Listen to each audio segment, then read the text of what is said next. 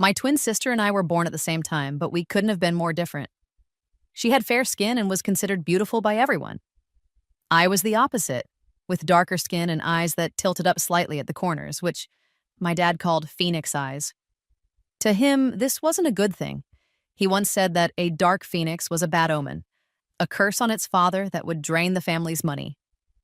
When we were 7 years old, my parents and sister moved into a new house and left me behind with my grandaunt, who was a widow.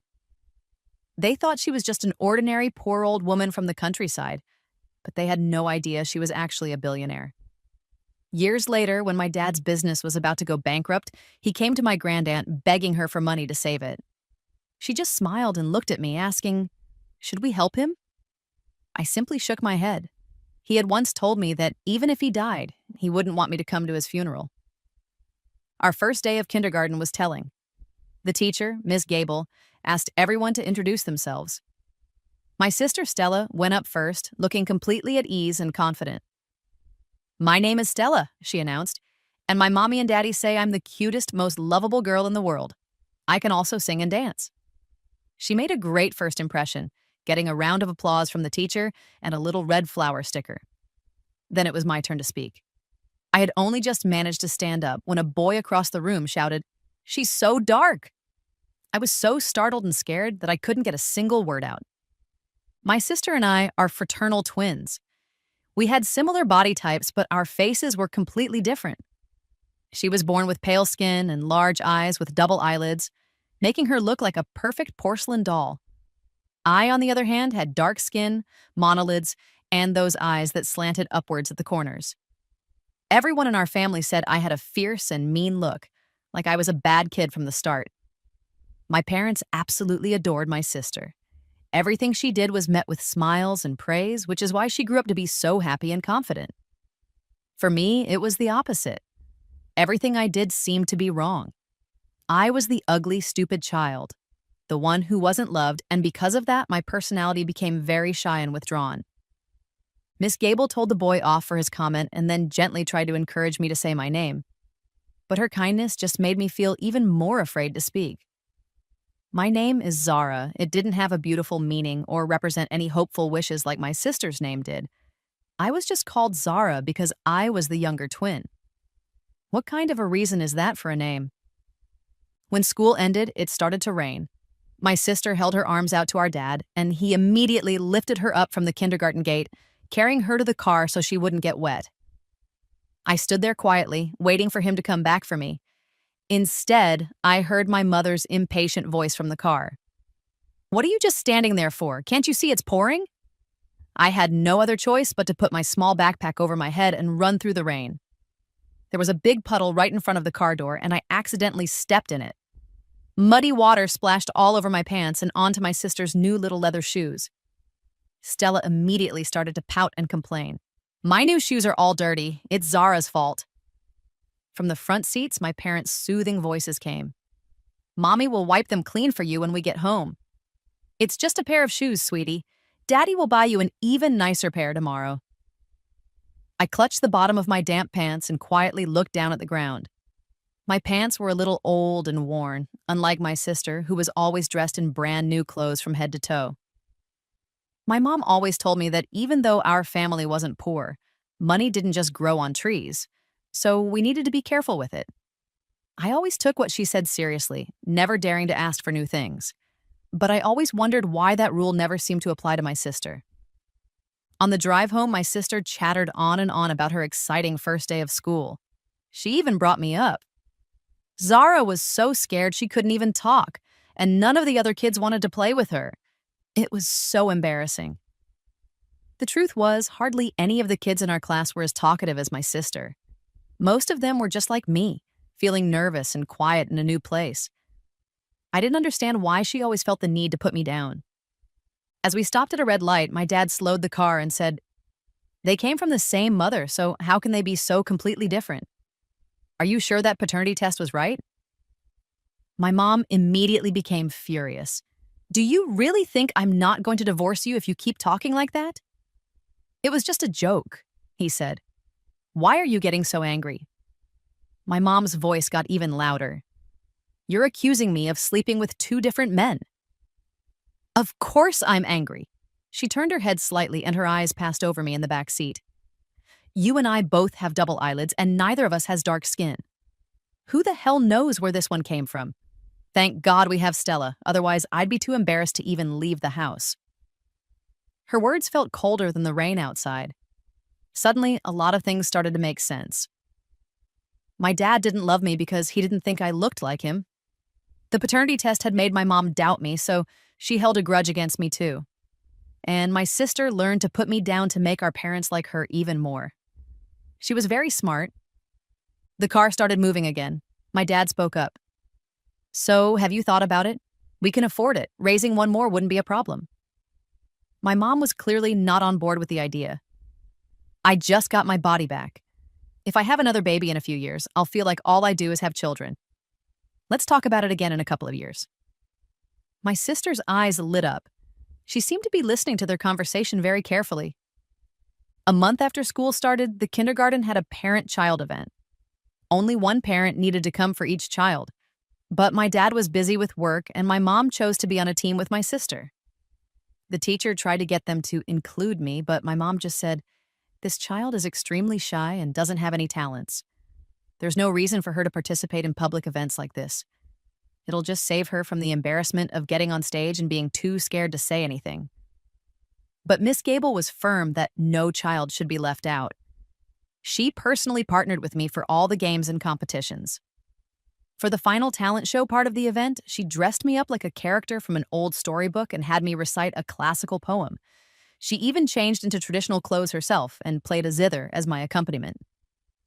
After I finished reciting the entire poem without a mistake, I looked proudly towards my mother in the audience.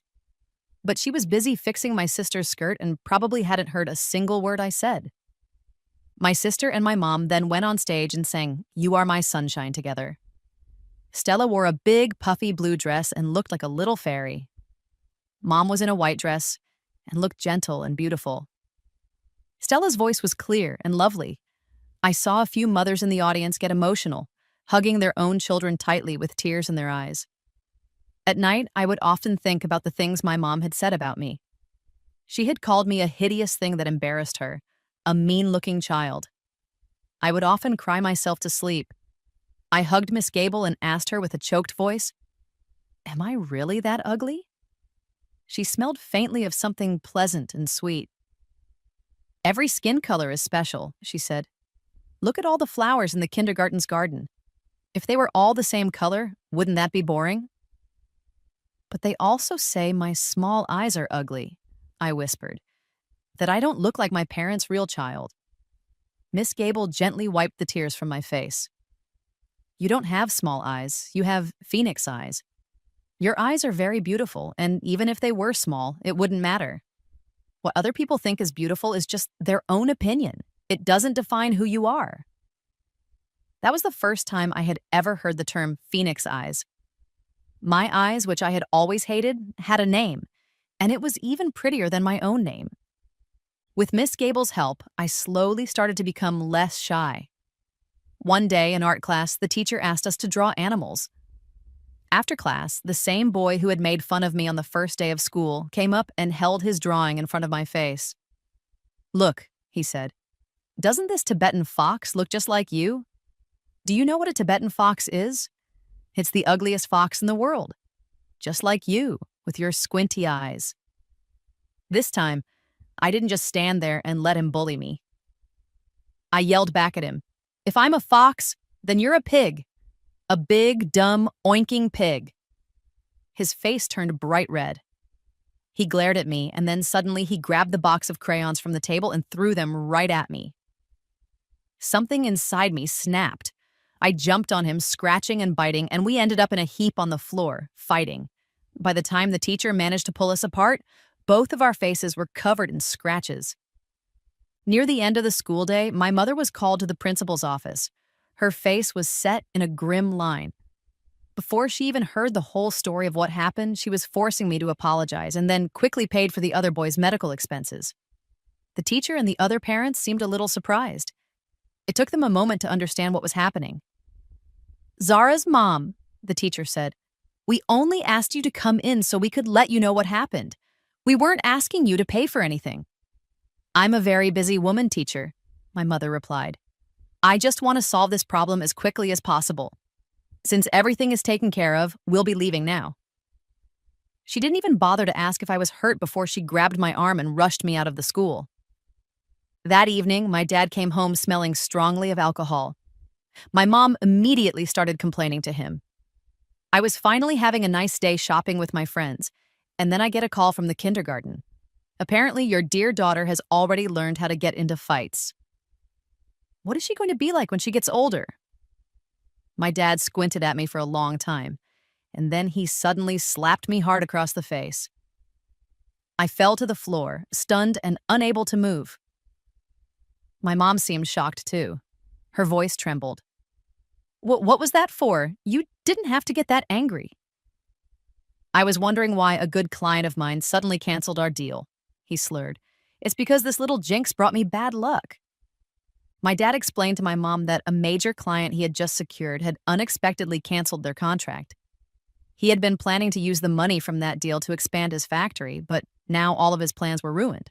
So he had gone to a fortune teller, who told him that he had recently upset a petty spirit and that he should avoid any conflicts or he would lose money.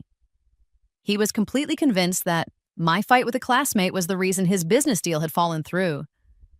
My face was numb from the slap and I couldn't speak. All I could do was cry. What are you staring at? He yelled. Stop looking at me with those dead eyes. You look like a curse, you little bad luck charm. Through my tears, I managed to say, I have phoenix eyes. Phoenix eyes, he sneered. You're as black as coal. You're more like a crow. Real phoenixes are red, and that's good luck. You're a dark phoenix, a complete disaster. From now on, when I'm home, you stay in your room and don't come out. I don't want to see your face. After that night, I rarely left my room and barely spoke to anyone. At kindergarten, I would just sit by myself, curled up in my chair. No matter how much Miss Gable tried to comfort me, I couldn't get my confidence back. At the end of that year, my parents' new home was finally ready. It was a large 4-bedroom apartment with a great view from the balcony that looked out over a green lake. My sister got to choose the largest of the extra bedrooms. Mommy, I want the walls to be pink, and I want a pink bed and a pink wardrobe. The bed has to be really big so I can put all my dolls on it. My mom agreed to everything she asked for. I liked the bedroom that was across the hall from my sister's. It wasn't very big, but it had a small balcony where you could also see a small part of the lake. But I didn't dare to say anything. I just waited quietly for them to decide where I would sleep. Mom, which room is mine? I asked. Her smile disappeared. She looked over at my dad. My dad's voice was harsh. You're not living here. You're going to go to your grandma's house for elementary school. We'll bring you back later. It felt like I had been punched in the chest. A dull ache spread through me and I was speechless. Why? I stammered. You're a child. You do what we tell you to do. No questions asked. It didn't matter that he wouldn't tell me the reason. I had already overheard them talking about having another baby next year. My dad had gone to see that fortune teller again, who had told him that a child born in the coming year would bring him great wealth. The man had also said that my features were unlucky and would bring a curse upon my father. My grandmother lived in the countryside, more than 60 miles away. If they were sending me there, they probably had no intention of ever coming back for me. For the new year, my parents took us to my grandmother's house early. Right after dinner, my mom brought up the subject of me staying there with my grandma. But my grandma refused. Your sister-in-law is already pregnant with her second child. In a few months, I'll have to take care of my grandbaby. Where would I find the time to help you raise a child? How do you know it's a boy? My mom asked. I had someone check. It's definitely a boy. You should raise your own daughter. Don't try to leave her with me. My grandma always favored boys and absolutely doted on my uncle's family. She was never very close to me or my sister, her granddaughters. My mom sounded hurt. Do you think I'm trying to cause you trouble on purpose? My mother-in-law passed away a long time ago. I don't have anyone to help me. I even had to hire a nanny right after giving birth. I'm only asking you because I have no other options. Zara's not a baby anymore. It wouldn't be any trouble. Can't you just help me out? My grandma's face was like a stone. My grandpa, who was sitting in the yard smoking his pipe, coughed once. Aren't you going to wash the dishes, or are you expecting me to do it? The tension in the house remained until 2 days later. Relatives came over to visit for the new year, and all the adults were smiling and laughing again. My sister and I, the mismatched twins, became the center of attention, just like we did every year. A chubby relative with a greasy hand pinched my cheek. This little face, it's not the same kind of tan that we farmers get. It's a sickly, muddy color. She looks more like a little clay doll than a healthy young girl. What are you going to do if she can't get married? The men standing around him all roared with laughter. My dad's laugh was the loudest and harshest of them all. Like a clay doll? I think she looks more like a piece of jade. A clear voice cut through the noise. I followed everyone's gaze and saw a woman sitting on a bamboo chair smoking a cigarette. Her hair was casually pinned up and her jacket was old and wrinkled, looking like something my grandmother might have worn when she was young. In the middle of the festive atmosphere, her old clothes stood out compared to everyone else's. She put out her cigarette and walked towards me. Like a piece of uncut jade, she repeated. She wiped the grease from my cheek with her thumb and then asked the men coldly, "Aren't you ashamed of yourselves making fun of a child like that?" The man who had pinched my cheek gave her a suggestive look. "When it comes to being shameless, who can compare to you, Evelyn Croft?" The men's laughter grew even louder. I had overheard my mom and grandma whispering about her earlier. This was my grandaunt, my maternal grandmother's sister-in-law. When she was young, she had been bold and wild, wearing clothes that no one else dared to wear and doing things that no one else dared to do. Because she was so beautiful, people had called her a temptress. After my granduncle married her, he left town with her, and everyone said that she had put a spell on him. No one knew what had happened to them over the years. She had come back this time to deal with the old house my granduncle had left behind, and she wouldn't say a word about her life. Based on her clothes, my grandma and mom had decided that she must be living a very hard life. "Go on, laugh," she said, her voice calm. "Laugh a little louder so Death doesn't get confused and take the wrong person." The man's face turned red with anger. "Are you cursing me to die?" He looked like he was about to start a fight, but the other men pulled him aside. "It's the new year. Let's not make a big deal out of it." The same people who had been encouraging him just a moment ago were now trying to be peacemakers. Adults were so strange. My dad looked her up and down for a moment, his eyes glinting with an idea.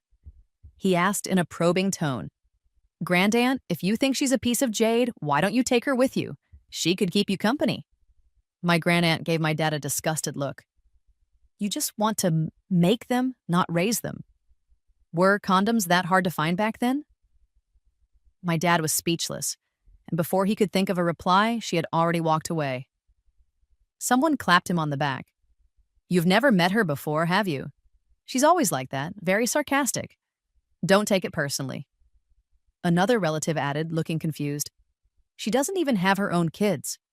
Why would she want to raise someone else's? Besides, you don't need to use a child to get on her good side." My dad forced a smile. "Every family has its own problems. You wouldn't understand." I didn't know what problems our family had, only that he was determined to get rid of me. I went to sit by myself in a corner. The snow was thicker than usual that year. It still hadn't melted at the end of January. A cold wind blew through the courtyard, making the big red iron gate swing back and forth slightly. An image of that slender, straight-backed woman flashed in my mind. I quickly slipped out of the courtyard. No one even noticed that I had left. The cold wind stung my cheeks, but my heart was pounding with a strange kind of excitement. I straightened my back and walked with long, confident steps, just like my grandaunt, pretending that I was already a grown-up. I could go wherever I wanted and wouldn't be thrown away like a piece of trash anymore. The village alleys were confusing and twisted, and I wandered around without any destination in mind. Suddenly, something hit my head. A small bird fell to the ground in front of me. I squatted down and saw tiny ice crystals clinging to its brown feathers. I couldn't resist poking it. "It's dead." A familiar voice came from above me. My grandaunt was leaning against the railing of a rooftop, another cigarette between her fingers. She took a drag, looked off into the distance, and then looked down at me. "Just like this tree. It died a long time ago." I looked up at the withered branches of the tree that stood beside her. The bird must have fallen from it. "What kind of tree is this?" I asked. "A persimmon tree?" "When did it die?" "I don't know." "Do people die like trees? Or like birds?" What I really wanted to ask was, do people who aren't loved die without anyone even noticing? But I wasn't as good with words as my sister. The question came out wrong, and I didn't know how to explain what I meant. But my grandaunt seemed to understand. "What happens after you die? Why worry so much about it? The most important thing is how you live." A little bit of ash fell from her cigarette and landed on the dead bird. I couldn't help but imagine the bird as it was when it was alive, flying freely through the sky. "Our lives are like a wild swan's footprint in the slushy snow," she said, looking down at me.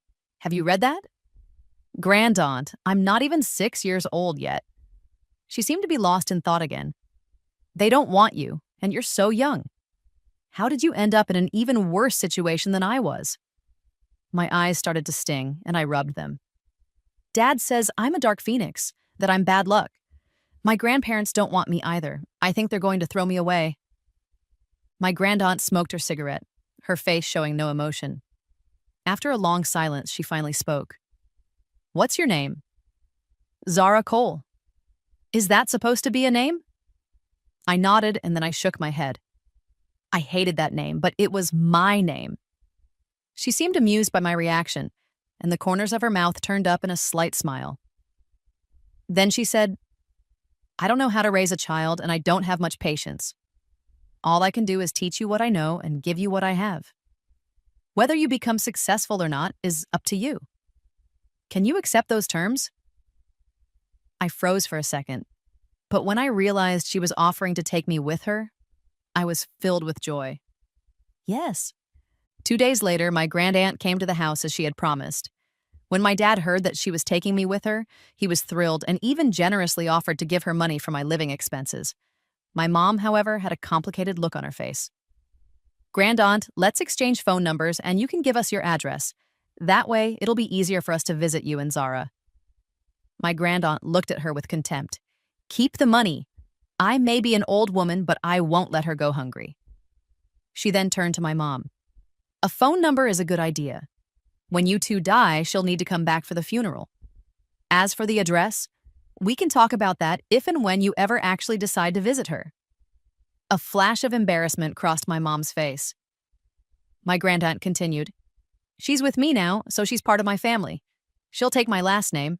Get her records transferred out of your household, and I'll handle the new registration once we get to my home." My mom seemed hesitant. "So, her name will change too. If everything changes, people will think she's not my daughter anymore." A feeling of warmth spread through my chest. I gathered all my courage and said what I had been holding back for so long. "I don't want to be Zara Cole, and I don't want to be your daughter. Mommy, Daddy, you have Stella, and that's enough. You don't have to come and see me in the future either." My dad let out a cold laugh. "Listen to that. She's got someone to back her up, and suddenly she's got some courage. Fine. From now on, I'll pretend I never had you. Don't even talk about visiting. I could be dead, and I wouldn't want you at my funeral." That night, my grandaunt took me to her house. As soon as the New Year holiday was over, my parents went back to the city to take care of the paperwork for me. After dealing with the old house, my grandaunt took me to the city to meet them. My mom had booked a table at a restaurant to say goodbye to us, but neither of us wanted to see them. The car pulled up to the entrance of the restaurant, and my grandaunt told her assistant to go upstairs and get my transfer documents. A moment later, my parents and my sister rushed out of the restaurant. All three of them stood in front of the car, completely stunned. My grandaunt had changed into a loose, vintage-style dress and a clean white coat. She looked completely different from the rough-looking farm woman she had been just a few days ago. The only thing that hadn't changed was the cool, untamed spirit in her eyes. My grandaunt told me she lived in Boston, which was over 400 miles away. Since she had a lot to do and the village was difficult to get to, she had just driven down. While she was sorting through some old things, she had found those clothes, felt like wearing them, and put them on. She didn't care about holidays or special occasions. She just did whatever she wanted. My dad swallowed hard and asked with a fawning smile, Aunt, Aunt Evelyn, I saw this Bentley parked at the village entrance a few days ago. Is it, is it yours? And it has a Massachusetts license plate. Are you living in Boston now?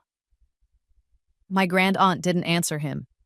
Only after she had carefully checked the documents did she speak. We have a long drive ahead of us. We'll skip dinner. My mom hurried over and stuck her head in the car window, her eyes looking watery. Zara, you have to listen to your grandaunt, okay?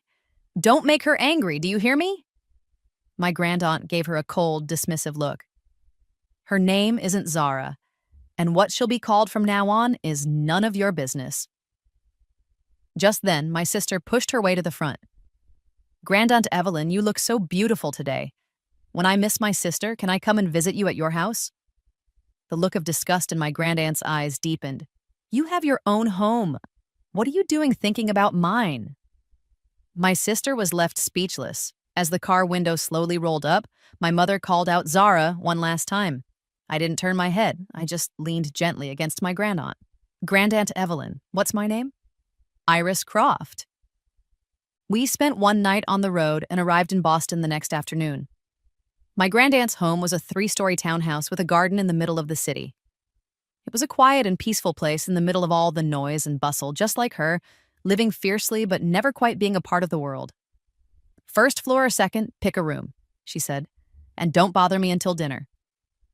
With that, she yawned and went up to the 3rd floor. The housekeeper, Mrs. Chen, kindly gave me a tour of the house. I ended up choosing a bedroom on the 2nd floor that had a terrace overlooking the garden. Thinking about my sister's big, bright pink room, I couldn't help but feel that this was a blessing in disguise. After dinner, my grandaunt took me to her treasure room. Pick any piece of jewelry you like as a welcome gift. Like them, you're a part of this house now. I walked past display cases full of glittering gems, and my eyes finally landed on a black pearl. Grandaunt Evelyn, I like this one. She let out a rare smile. You have good taste. She took out the black pearl and placed it in my palm. An ancient legend says that a phoenix brought a pearl just like this one at the birth of an emperor. The pearl was named Yue, which is the root of your new name Iris. A piece of jewelry can be sold for a fortune to someone who appreciates it. But to someone who doesn't, even the most beautiful jade is no different from a piece of glass. That person who appreciates you can be anyone, but first and foremost, it has to be you. If other people don't treasure you, you have to treasure yourself. I held the pearl carefully in my hand. Was the legendary pearl black too? That's not important. I thought for a moment and then asked, Grandaunt Evelyn, have you read a lot of books? It's just a way to pass the time. Her eyes flickered and she looked towards the study across the hall. But it's always good to read more. She handed me a book of poetry. Take this and read it. It's okay if you don't understand it now. You will someday. Then she paused. And if you never understand it, that might be a good thing too. My grandaunt had said that she didn't have much patience, but in just a few days, she had taught me more than my mother had in my entire life. That night, I lay in my bed and tried to read the poetry collection. I opened it to the page that was bookmarked, which was a poem titled Calm the Storm. The paper on this page was more worn than the others. My grandaunt must have read it many times. It said something about hearing the sound of rain beating through the forest. I didn't recognize most of the words after that. The next morning at breakfast, I asked her, Grandaunt Evelyn, what does calm the storm mean? She was flipping through a magazine and taking a sip of her black coffee. It means to walk your own path, don't listen to gossip, and don't take foolish people seriously. Then what about the part about rain beating through the forest? I was talking about the meaning of the whole poem. I nodded, only half understanding what she meant. Then I want to be a calm the storm person when I grow up. The hand that was holding her coffee cup trembled slightly and she let out a few soft coughs. I hopped off my chair, ran to her side of the table, and patted her on the back. Grandaunt Evelyn, if the coffee is too bitter, maybe we shouldn't drink it. The screen of her phone on the table suddenly lit up. It was a call from Mark Cole. My grandaunt answered the phone but didn't say anything. My father's voice came through the speaker. Aunt Evelyn, it's me, Mark. You must have arrived in Boston by now. I figured you'd be tired from the trip and need some rest, so I'm only calling now. Is Zara behaving? If she's doing anything wrong, please feel free to discipline her. We have complete confidence in you raising her. Then, I heard my mother's voice calling out to me from a distance. Zara, are you adjusting okay over there? You have to be on your best behavior at your grandaunt's house, not wild like you were at home. Be good and don't cause her any trouble. My mother was the only one who seemed to worry about me. But at home, I had always been quiet and careful, never wild. Her words just made me feel colder inside. This is her home now, my grandaunt said. She doesn't need you to teach her how to behave. After saying that, she handed the phone to me. I took a deep breath and said loudly, I'm not Zara, I'm Iris Croft, the one and only Iris Croft. Don't call again, I don't miss you at all. After I hung up the phone, I could hear my own heart pounding in my chest. A flicker of approval crossed my grandaunt's eyes before she turned back to her magazine. That September, I started elementary school at an international school. Even though I had spent 6 months studying English before starting, my conversational skills were still far behind my classmates. To make things worse, there was a boy in my class who was relentlessly mean to me. Just like the boy in kindergarten, he made fun of my eyes, calling me an ugly chimpanzee in English. I didn't want to cause any trouble for my grandaunt. Whenever he mocked me, I would silently repeat the line from the poem, "Heed not the rain beating against the leaves," in my head and walk away to do my own thing. But that only made him bolder. One day after school, he chased me all the way to the school gate, shouting, "Is Quasimodo your cousin? What backwoods village did you crawl out of? Why are you so dark, chimpanzee?" When I saw my grandaunt get out of her car, I ran and threw myself into her arms. The boy was completely unfazed. "Ooh, you think I'm scared now that your mommy's here? What are you gonna do? Hit me." My grandaunt stared at him coldly and said slowly, "Bastard." "What does that mean?" he asked. "It means your parents weren't married." "You can't say that." "Pervert," my grandaunt added. He squealed like a trapped animal. "Stop using words I don't understand." A small smile played on my grandaunt's lips. "It means you're a creep. Understand that one? I thought you were such a tough guy. You come out here making a fool of yourself with such a small vocabulary." "You old hag. Fuck you," he yelled. My grandaunt calmly replied with something in another language. He got even more agitated. What did you just call me?" "Oh, so you know who Quasimodo is, but you don't speak any French? English is so common these days. You haven't learned any other languages? You've got some work to do, kid." He gave us the middle finger and ran off, his face bright red. I hugged my grandaunt, my face full of admiration.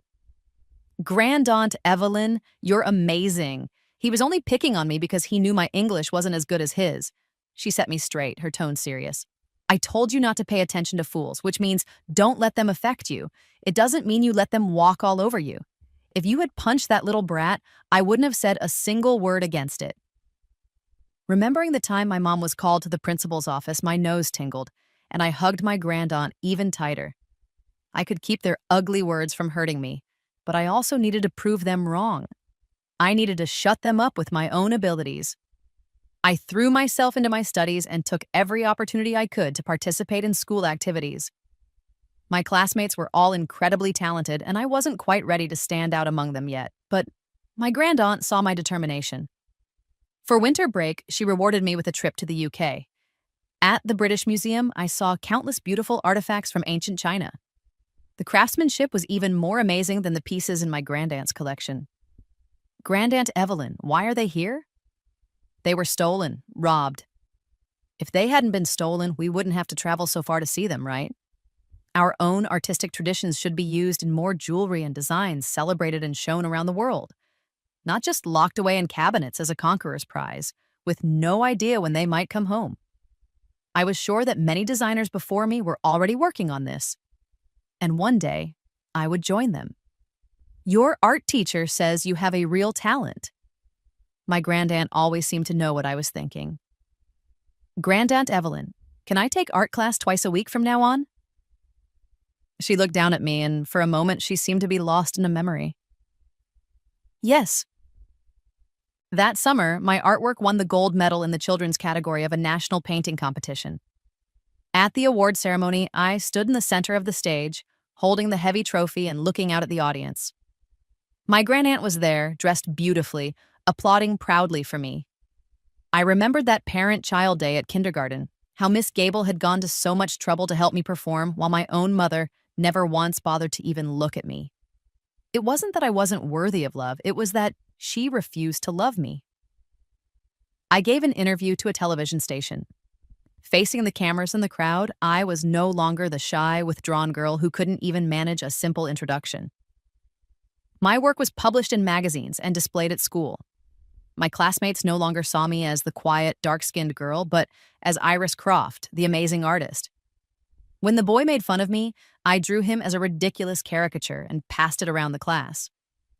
When he accused me of insulting him, I retorted that he had slandered my reputation first. In an English speech competition, I told my life story. I condemned absurd superstitions, criticized parents who give birth to children but don't love them, and encouraged everyone who had suffered injustice to find their own way out and save themselves. At the time, I didn't know that my grandaunt was rich. All I knew was that I had to go with her, to leave behind the people who wished me harm. Once I set out on the path to Boston, I never once thought about turning back. I turned 18 in Boston and received an offer from a prestigious jewelry design academy in Italy.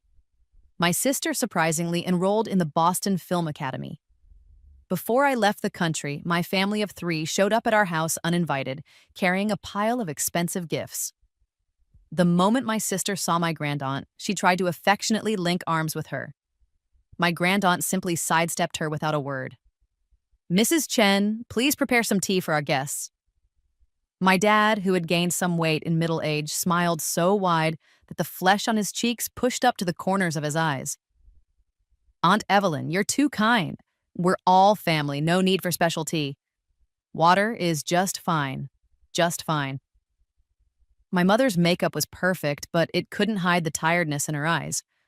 I had heard that she had suffered several miscarriages over the years. She had even tried IVF to have a second child, but nothing had worked.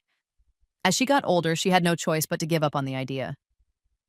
My father, in contrast, was doing very well. He had co-founded a cosmetics company with a friend, and it had just gone public last year. "Iris, it's been so many years.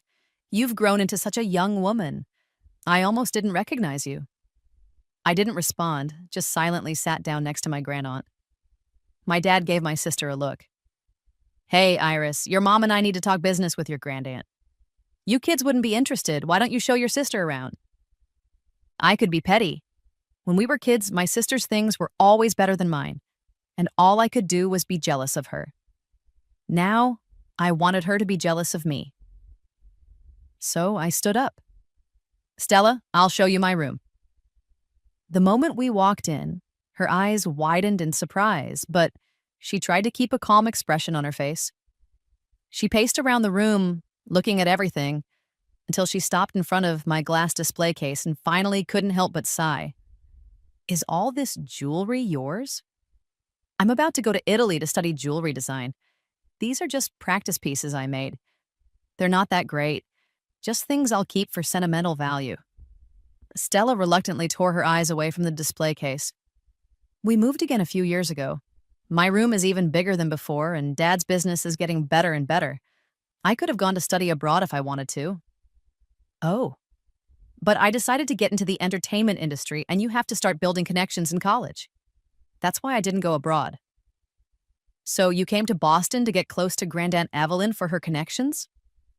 My grandaunt's business empire was huge, and the name Evelyn Croft was a powerful one in Boston. It's just that none of our relatives back home had ever bothered to look her up. And even if they had heard the name, they probably assumed it was someone else. Even my dad only started paying attention to her after the day I left. Now that I had called her out on her real intentions, she switched to playing the sympathy card. "You know, Mom and Dad talk about you all the time. They've always regretted not treating you better when you were living with us. I know you want their love too. So why not just let it go? Let Mom and Dad make it up to you. I'll help you take care of Grandaunt Evelyn and we can be a real family again. What do you think?" A gentle breeze came through the window, flipping the pages of the open poetry book on my desk. It landed on a poem whose final line I loved the most. Where my heart feels at peace, this is my home. As a child, I had recited poems about missing one's hometown, but it was just for a school assignment. I didn't really understand the feeling. Now, after 13 years away, I had never once missed my old home, my parents, or my sister. And even though I was about to leave Boston, I knew my heart would be at peace as I studied in Italy. Because Grandaunt Evelyn is coming with me to Italy, so you can save your little plans. My sister stared at me for a moment, her eyes flashing with anger and resentment. You really have changed since we were little. You haven't, though. You still have that same old manipulative personality. She snorted. It's not my fault Mom and Dad didn't like you. I was just going along with what they wanted. Do you really think I wanted to come and see you? If Dad didn't need Grandaunt Evelyn's investment, I wouldn't be here. So Grandaunt Evelyn is rich. Big deal. Our family isn't doing so bad either. What do you two have to be so proud of? Life is long. We'll see who comes out on top in the end. I smiled calmly, deliberately trying to provoke her. Wow, Stella, you really are spoiled. The second you get angry, you completely forget what they're trying to do downstairs. If I were to tell Grandaunt Evelyn what you just said, do you think Mom and Dad's trip here will have been for nothing? I quickly turned and headed downstairs, and she scrambled to follow me. But she wasn't fast enough. I repeated her words exactly as she had said them, and my parents' faces went pale. My grandaunt gave me an appreciative look and then said coldly, "In that case, you can find someone else to invest. Mrs. Chen, please see our guests out." My parents jumped to their feet, but Mrs. Chen blocked their path. A security guard came in and picked up the gifts they had brought. "This way, please."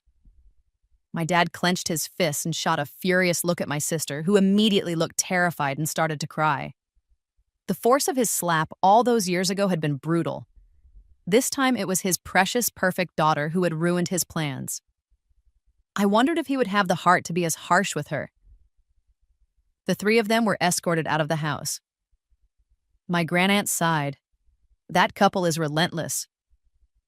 "Thank you for saving me the trouble," I said. I helped her slowly up the stairs. What can I say? Great minds think alike. During my 4 years in Italy with my grandaunt, I would occasionally see news about my sister online.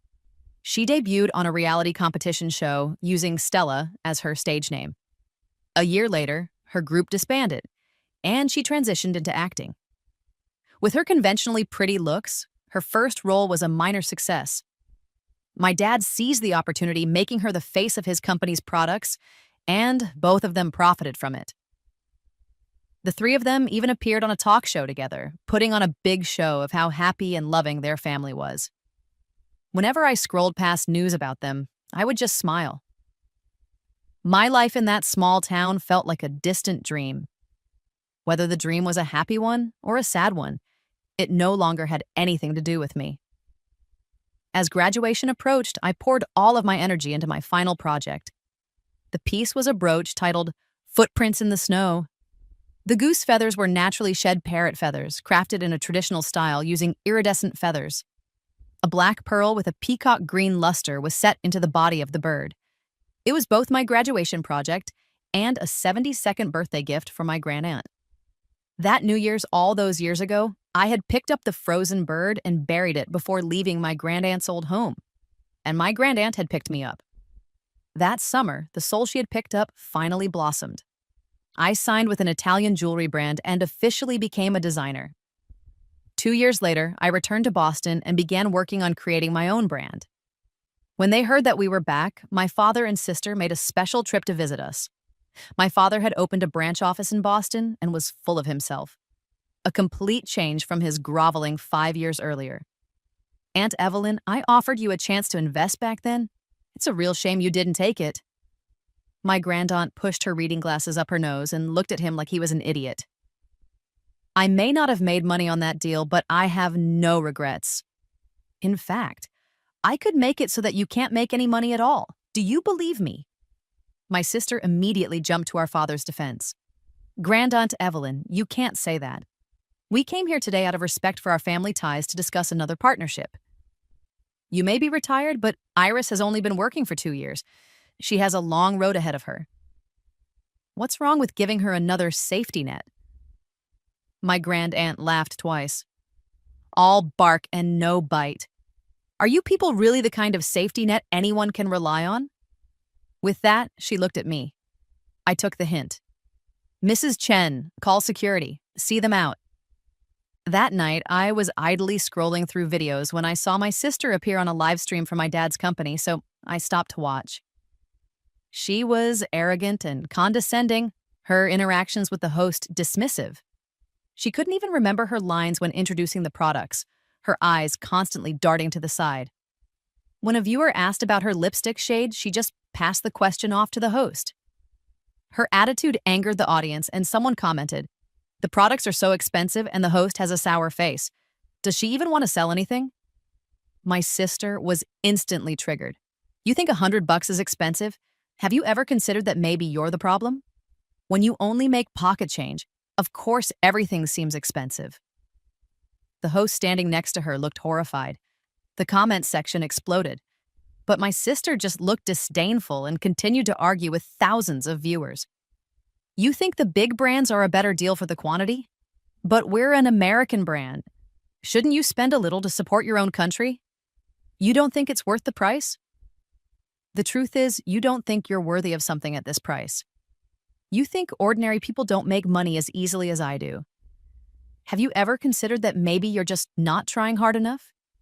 I have to act and do these live streams. I work way harder than you, okay?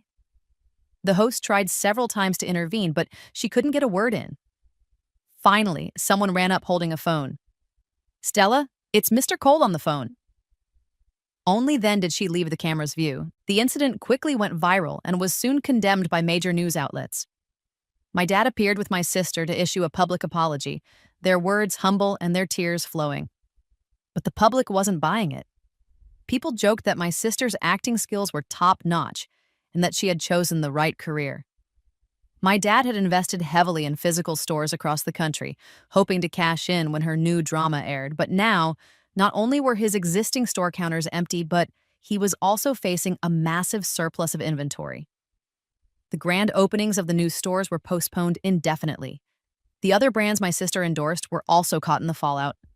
They were hit with a wave of returns and were mistakenly associated with my dad's company, leading to a barrage of online hate. My dad's company's losses mounted and its stock plummeted. My sister, burdened with huge penalties for breach of contract and unable to find work, soon posted a photo of a depression diagnosis on her social media. 2 months after the incident, my parents and sister showed up at our door again. This time, they came empty-handed. "Aunt Evelyn, you're truly the only one who can help our family this time. If you're willing to help, I'll do anything you ask." My sister stood to the side, silently wiping away tears. Without her elaborate makeup, she looked completely exhausted. Seeing my grandaunt's impassive face, my father kicked my sister, who cried out in pain and dropped to her knees. He then knelt beside her in front of my grandaunt. "Aunt Evelyn, if you'll just help us, I won't just kneel. I'll bang my head on the floor." "Mark!" my mother cried out anxiously. She quickly pulled a box from her handbag and pressed it into my hands. "Iris, this is the ring you designed. I bought it secretly. When I look at it, it's like I'm looking at you. But if it really comes to the worst, we'll have to sell this too to pay off the debts. Iris, please be kind. I want to keep this ring. Can you help me?" The ring was indeed one of my designs. "But don't you think it's a little too late for all this?" She shook her head, her face streaked with tears. "Growing up, I never had anyone to look out for me. I had to look out for myself. I know I was selfish. I only thought about myself and never considered your feelings. I'm apologizing to you now. I've missed you so much all these years." My father crawled on his knees toward me. "Iris, at the end of the day, we never let you go hungry or cold. If you have any gratitude for those years, you can't just stand by and watch us sink." My grandaunt lit a cigarette and asked me, "Want to save them?" I shook my head. He once said that even if he died, he wouldn't want me at his funeral. Iris. I met my father's gaze. But since you claim I owe you a debt of gratitude, let's just settle all our debts, shall we? Your properties and cars will surely be seized to pay off your debts. You won't be staying in Boston then. I'll pay for your plane tickets back home, at full fare. Oh, for housing, we'll use a standard 2-bedroom apartment as the benchmark, and I'll cover 1 year's rent. Let's calculate it now. I'll transfer you the money, and we'll be even. If you don't agree, then you can hold on to that debt of gratitude forever. My father opened his mouth to speak several times, but nothing came out. Finally, he whispered, I agree. I agree. Their dramatic scene left a heavy, uncomfortable feeling in the air. After they left, I couldn't help but get up and open all the windows. Iris, my grandaunt suddenly spoke. I'm a little cold. Let's close them. I hurried back to the sofa and touched her forehead. How can you be cold on such a sunny day? Are you feeling unwell anywhere else? Her serene smile sent a wave of panic through me. We always had a way of understanding each other without words. But this time, I prayed I was wrong. She took my hand and led me to the study, where she took out a medical report from a drawer. Late-stage breast cancer. My hands trembled. My throat felt like it was closing up. It took all my strength to force out the words. It can be cured. It can definitely be cured. My grandaunt nonchalantly opened her cigarette case. I've lived over 70 years, a few more don't matter. I snatched it from her hand. You know you're sick and you're still smoking. Why do you have to be so difficult? She ignored me and turned to open the liquor cabinet. I moved to grab the bottle, but she anticipated my move. There's just a little left, 1 glass for each of us. I held the glass, unable to swallow, while my grandaunt savored her drink. Have you thought of a name for your brand yet? Sojourn. Life is a journey against the wind, and I too am a traveler. You've read the books I gave you well. My grandaunt gently clinked her glass against mine and finished the last of her drink. We continued to live as we always had. But every night I started sleeping in the same bed as my grandaunt. She began waking up more frequently during the night, and her craving for cigarettes grew stronger. Sometimes she had nightmares. She would murmur my granduncle's name and sob like a child. Growing up, she had shown me countless gifts that my granduncle had given her. She remembered the year she received them and the circumstances surrounding them, but she never told me their story. When I couldn't help but ask, she would always dismiss me with a lazy wave of her hand. If you're interested in stories, go find a novel to read. As I got older, I began to understand the flicker of pain that would cross her eyes, and I stopped pressing her to revisit the past. Another late night, my grandaunt got up and went to the study, opening the poetry collection on her desk. The pages of this one were soft and yellowed, much more worn than the one she'd given me. The bookmark inside was a photo of my granduncle in his youth. She stared at the photo for a while, lost in thought. Then, she began to speak slowly. I never went to school. I couldn't read. It was your granduncle who taught me, little by little. He gave me a copy of Dream of the Red Chamber. In between my chores, I'd sit on the edge of the fields and read it slowly. If there was something I didn't understand, I would ask him. Later, those books became poison. We weren't allowed to read them. They found the books in my house and dragged me out for public criticism sessions.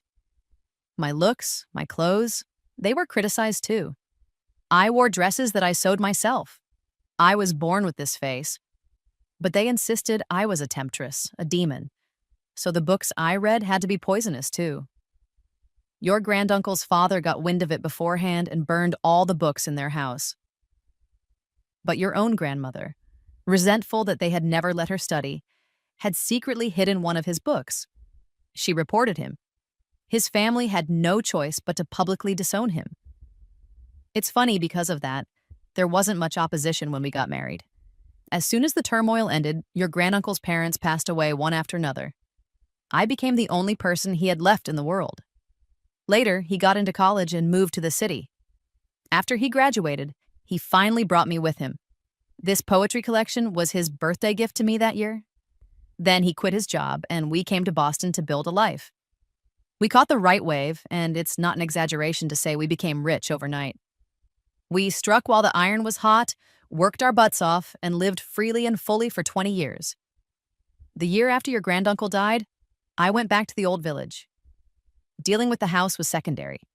The main reason was to donate to the local school. I didn't need any publicity, so I told them to keep it quiet. As long as the job got done, that was enough. Even though we ended up doing well, we never had children. We were pessimistic about the world. We didn't have the courage to bring a child into it, to have them face the unpredictable decades ahead. But we still lived with all our might. After all, we were already here. I fought back my tears. I listened quietly until she finished. As she steadied herself on the edge of the desk, I rushed to support her. My grandaunt clutched the photograph tightly and slowly made her way back to bed. On the faded photo, my granduncle leaned against a car in a gray suit. His phoenix eyes looked straight at the camera, a confident smile on his lips. In all those moments when my grandaunt would look at me and seem to drift away, her mind must have been filled with a youth as potent as strong liquor.